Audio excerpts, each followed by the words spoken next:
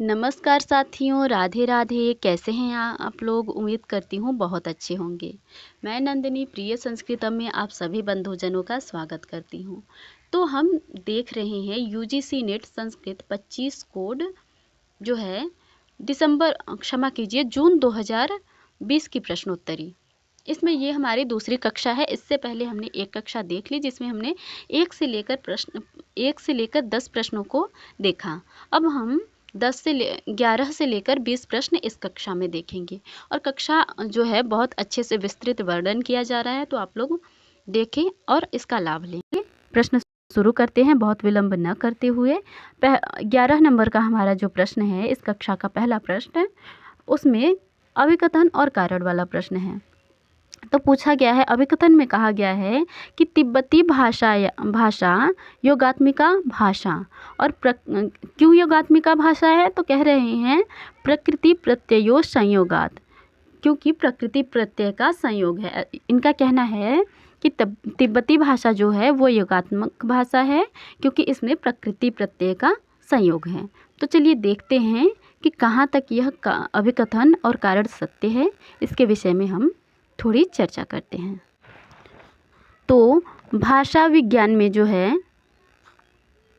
भाषा विज्ञान में भाषाओं का वर्गीकरण 2 प्रकार से हुआ है, आकृति मूलक वर्गीकरण और पारिवारिक वर्गीकरण। इसके बाद इसमें जो प्रथम आकृति मूलक वर्गीकरण है, इसके वस्तुतः कई भेद है, लेकिन उनमें भी अयोगात्मक तथा योगात्मक प्रमुख है। जैसा कि नाम से ही ज्ञात होता है, आकृति मूलक अर्थात जिनमें आकृति की समानता हो। अयोगात्मक भाषा में चीनी, तिब्बती इत्यादि भाषाएं आती हैं, जबकि यहाँ पर हमसे कहा गया है कि तिब्बती योगात्मिका भाषा है किंतु तिब्बती अयोगात्मिका भाषा है, तो इसलिए हमारा अभिकथन तो अभी तक गलत हो गया। अब कारण के विषय में देखते हैं। कारण भी हमारा गलत हो जाएगा क्योंकि जब तिब्बती भाषा जो है वो अयोगात्मिका भाषा है तो उसमें प्रकृति प्रत्यय का संयोग कहाँ से होगा? प्रकृति प्रत्यय का संयोग तो योगात्मक भाषा में होता है। तो इस तरीके से, बल्कि हमारा हिंदी, संस्कृत इत्यादि जो है वो योगात्मक भाषा के अंतर्गत आएगा। तो इस तरीके से इस प्रश्न का कारण और अभिकथन ये दोनों ही असत्य हैं। और यहाँ पर हमें ऑप्शन विकल्प लगाते समय भी बहुत ध्यान रखना चाहिए क्योंकि यहाँ पर पहला ही ऑप्शन दोनों गलत का, जबकि ऐसा होता है सामान्य रूप से कि पहला ऑप्शन जो होता है, विकल्प होता है, उसको दोनों सत्य किया जाता है ताकि, लेकिन यहाँ पर ऐसे दिया गया है ताकि हम लोग जानबूझकर गलती करें, किंतु यहाँ पर पहला ही विकल्प सही है क्योंकि कारण और अभिकथन जो है दोनों असत्य हैं।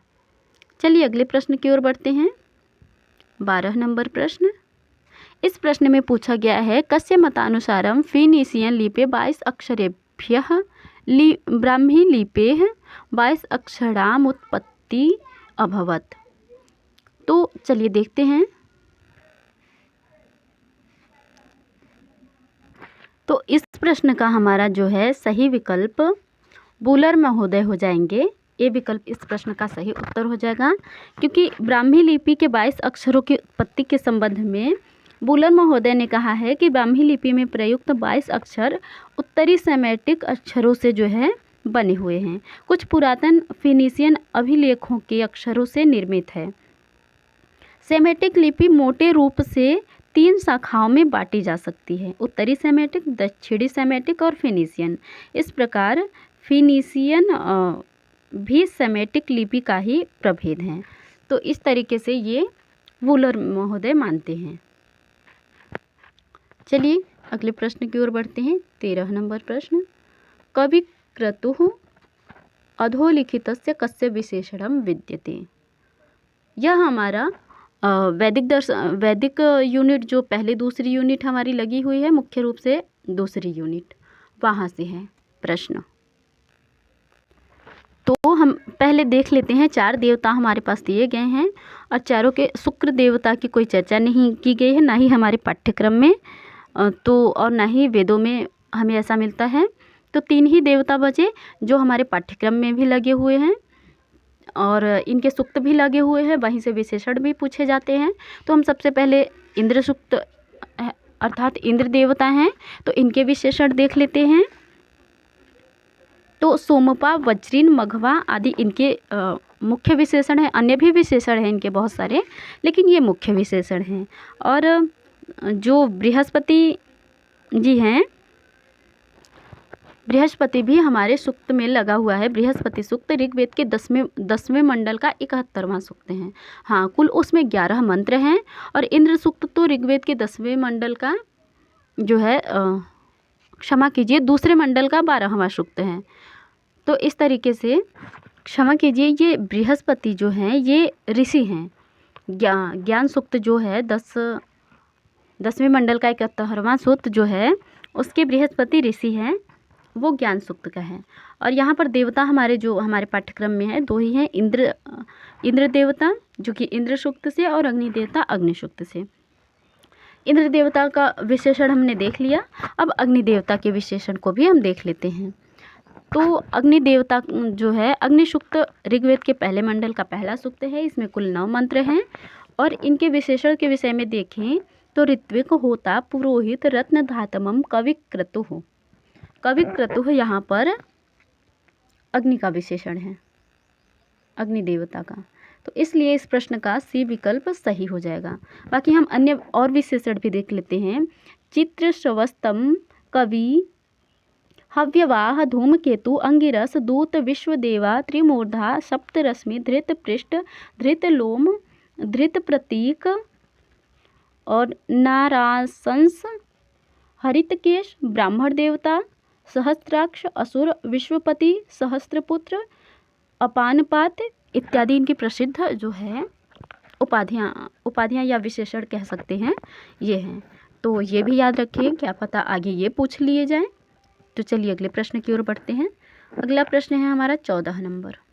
इस प्रश्न में पूछा गया है कि वैशेषिक दर्शनानुसारम निम्नांकितानां समुचितः क्रमो अस्ति। वैशेषिक दर्शन के अनुसार ये जो दिए गए हैं ये क्या है, पहले तो हम देखेंगे कि ये क्या है उसमें और इसका क्रम क्या है। तो चलिए देखते हैं। तो यह वैशेषिक दर्शन में 7 पदार्थों की चर्चा करी गई है, जबकि न्याय दर्शन में 16 पदार्थों की। तो यह जो है 7 पदार्थों में आने वाला पदार्थ है। यहाँ पर 5 ही दिया गया है, किंतु 7 पदार्थ हैं। उन 7 पदार्थों को हम क्रम से देखते हैं, फिर इस प्रश्न का भी उत्तर हम देंगे। द्रव्य, गुण, कर्म। तो यहाँ पर द्रव्य गुण नहीं दिया गया है। उसके बाद कर्म तीसरे नंबर पर है, किंतु यहाँ पर पहले नंबर पर आएगा। द्रव्य, गुण, कर्म, सामान्य, विशेष, समवाय और अभाव। तो सी, डी, बी, ई और ए, सी, डी, बी और ई और ए, इस तरीके से इस प्रश्न का हमारा पहला विकल्प सही उत्तर हो जाएगा। अब चलिए हम इनके विषय में थोड़ी थोड़ी जानकारी भी देख लेते हैं। वैशेषिक दर्शन के जो 7 पदार्थ हैं, द्रव्य, गुण, कर्म, सामान्य, विशेष, समवाय, अभाव, उनकी हम सामान्य परिभाषा देख लेते हैं। बहुत अंदर नहीं जाएंगे क्योंकि वीडियो बड़ी हो जाएगी, तो हम बस सामान्य परिभाषाएं इन 7 पदार्थों की देख लेते हैं। तो चलिए, सबसे पहले द्रव्य बताया गया है। तो पृथ्वी, जल, तेज, वायु, आकाश, काल, दिक्, आत्मा और मन, ये आपकी 9 द्रव्यों की चर्चा करी गई है। इसके बाद गुण के विषय में बात करें तो 24 गुणों की चर्चा की गई है। कौन से हैं क्रमशः देखते हैं।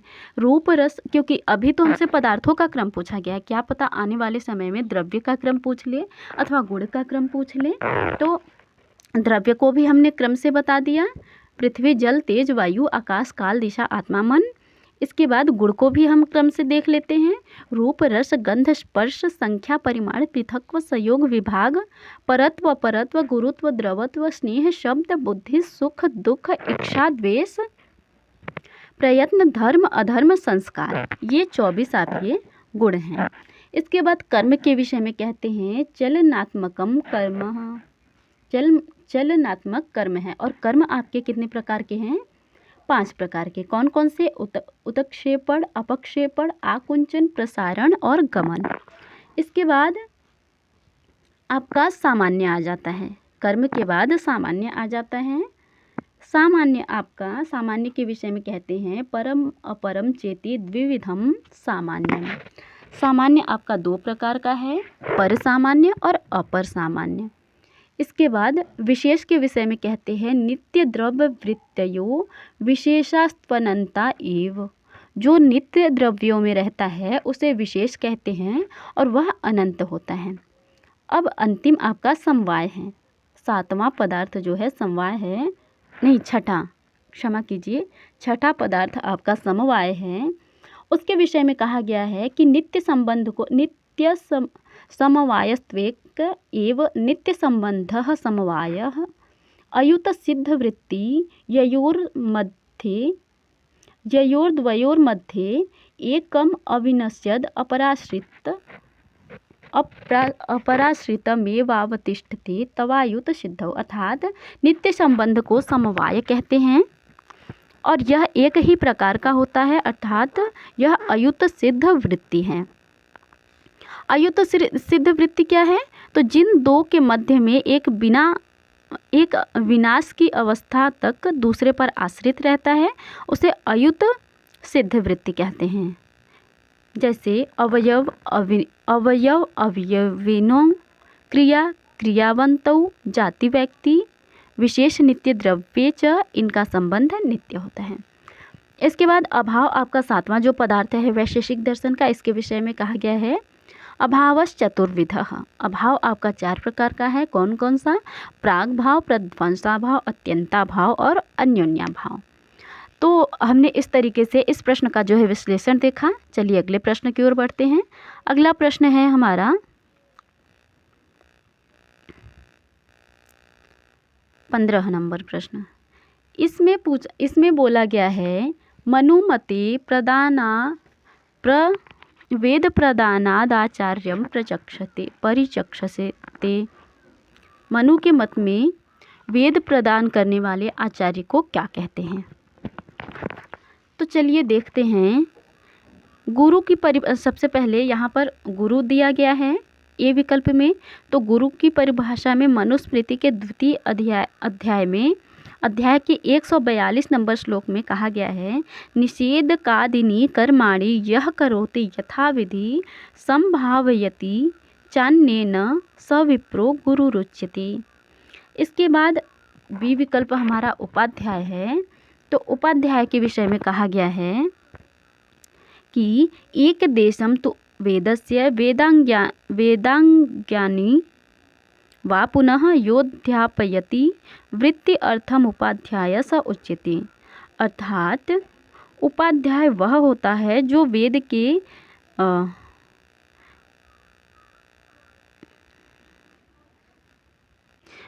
के एक भाग या वेद के अंग का जो है अपनी वृत्ति के लिए अध्ययन कराता है, वो उपाध्याय है। और मनुस्मृति के द्वितीय अध्याय के 171 नंबर श्लोक में कहा गया है पिता के विषय में कि वेद प्रदान करने वाले आचार्य को क्या कहते हैं? पिता कहते हैं।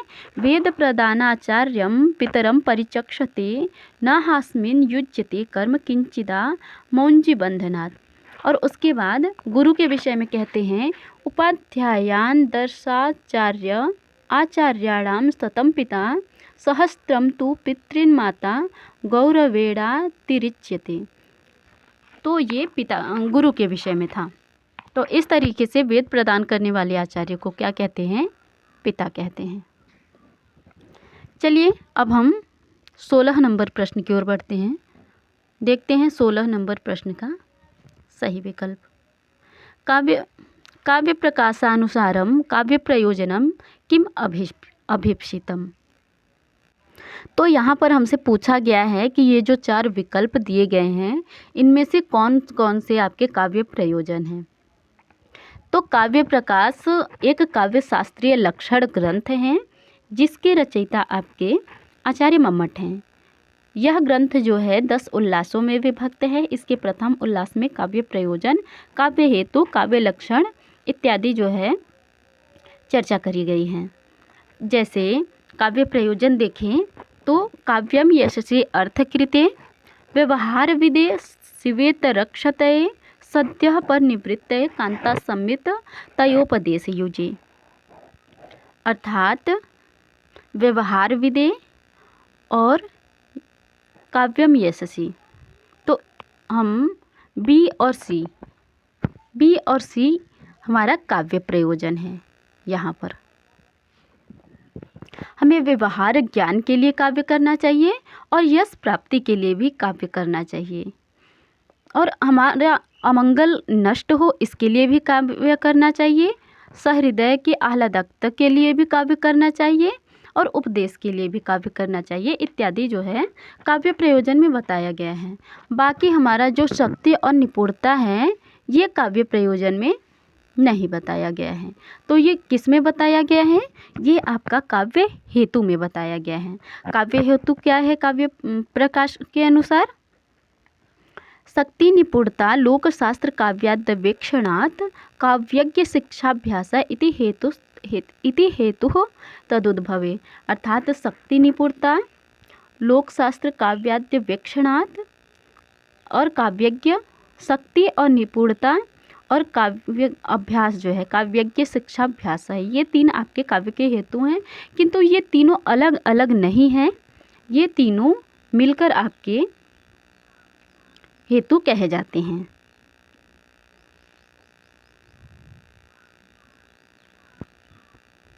तो यहाँ पर जो विकल्प ए और डी है ये काव्य के हेतु हैं, बी और सी आपका काव्य का प्रयोजन है। इस तरीके से इस प्रश्न का जो है बी विकल्प सही उत्तर हो जाएगा। चलिए अगले प्रश्न की ओर बढ़ते हैं। अगला प्रश्न है हमारा 17 नंबर का। अधुना प्राप्तेषु सामवेदस्य ब्राह्मणेषु द्वौ ब्राह्मणौ कौ स्तः। इनमें से जो ये हमारे विकल्प में दिया गया है ब्राह्मण, इनमें से सामवेद का 2 ब्राह्मण कौन कौन सा है? तो चलिए देखते हैं। तो यहाँ पर हम सामवेद के ब्राह्मणों को देख लेते हैं। गालव नाम का तो वैसे कोई ब्राह्मण नहीं मिलता और चरक नाम से भी नहीं। तो हमारे 2 ही संहितोपनिषद ब्राह्मण और वंश ब्राह्मण, यही 2 बचे और यही 2 हमारे सामवेद के ब्राह्मण भी हैं। सी और डी, इस प्रश्न का तीसरा विकल्प सी और डी सही है। चलिए हम सामवेदीय अन्य ब्राह्मणों को देख लेते हैं। सामवेदीय ब्राह्मण में कौन कौन से हैं? प्रौढ़ ब्राह्मण, जिसको पंचविंश ब्राह्मण या महाब्राह्मण या तांड्य ब्राह्मण भी कहते हैं। उसके बाद षड्विंश ब्राह्मण, सामवेदान ब्राह्मण, आर्षेय ब्राह्मण, देवताध्याय ब्राह्मण और उपनिषद ब्राह्मण। उपनिषद ब्राह्मण को मंत्र ब्राह्मण या छांदोग्य ब्राह्मण भी कहते हैं। संहितोपनिषद ब्राह्मण, वंश ब्राह्मण और जैमिनीय ब्राह्मण, ये आपके सामवेद के कुछ ब्राह्मण ग्रंथ हैं। इसके बाद हम लगे हाथ ऋग्वेद, अथर्ववेद और यजुर्वेद के भी ब्राह्मण ग्रंथों को देख लेते हैं। ऋग्वेद के ऐतरेय ब्राह्मण और सांख्यायन ब्राह्मण प्राप्त होते हैं, जिसको कौशितकी ब्राह्मण भी कहते हैं। अथर्ववेद का एकमात्र ब्राह्मण प्राप्त होता है गोपद ब्राह्मण। इसके बाद यजुर्वेद की बात करें तो इसकी 2 शाखाएं हैं और दोनों शाखाओं पर ही ब्राह्मण मिलते हैं, शुक्ल यजुर्वेद और कृष्ण यजुर्वेद। यजुर्वेद की शुक्ल शाखा पर भी 2 ब्राह्मण ग्रंथ मिलते हैं। उसकी 2 शाखाएं हैं, शतपथ माध्यन्दिन शाखा और काण्व शाखा, और दोनों ही शाखाओं पर शतपथ नाम से ब्राह्मण मिलते हैं। और कृष्ण यजुर्वेद की बात करें तो इसमें केवल एक ही ब्राह्मण ग्रंथ मिलता है, तैत्तिरीय ब्राह्मण। तो इस तरीके से हमने ब्राह्मण ग्रंथों को देखा। चलिए अगले प्रश्न की ओर बढ़ते हैं। अगला प्रश्न है हमारा, यहाँ पर 18 नंबर प्रश्न में पूछा गया है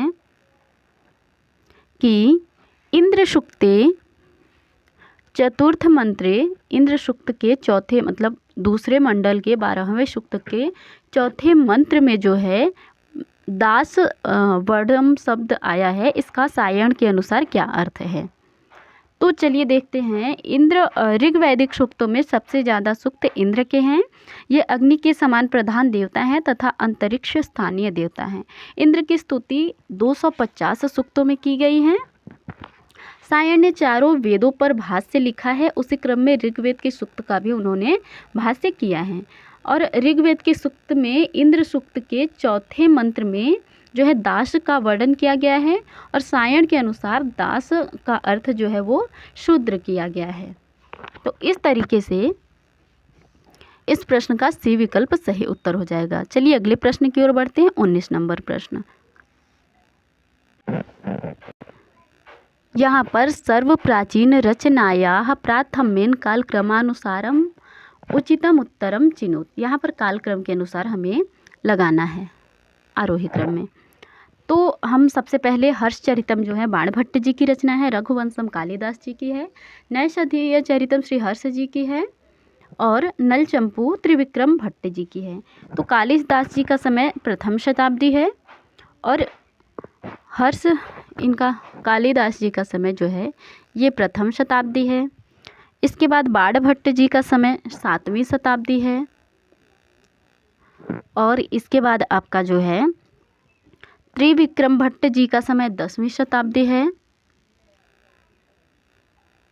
और नलचंपू क्षमा कीजिए नैषधीय चरितम श्री हर्ष जी का समय 12वीं शताब्दी है।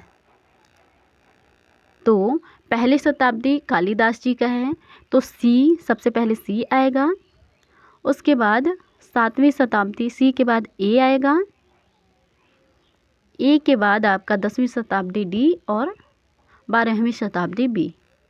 इस तरीके से हमारा इस प्रश्न का बी विकल्प जो है सही उत्तर हो जाएगा। ये इस प्रश्न का बी विकल्प सही उत्तर हो जाएगा। ये क्रम है आरोही क्रम में। चलिए अगले प्रश्न की ओर बढ़ते हैं।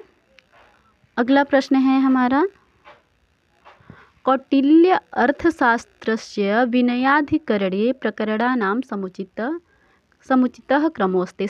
जो है कौटिल्य के अर्थशास्त्र में विनयाधिकारिक प्रकरण के जो है प्रकरणों का क्रम हमें लगाना है। तो चलिए देखते हैं।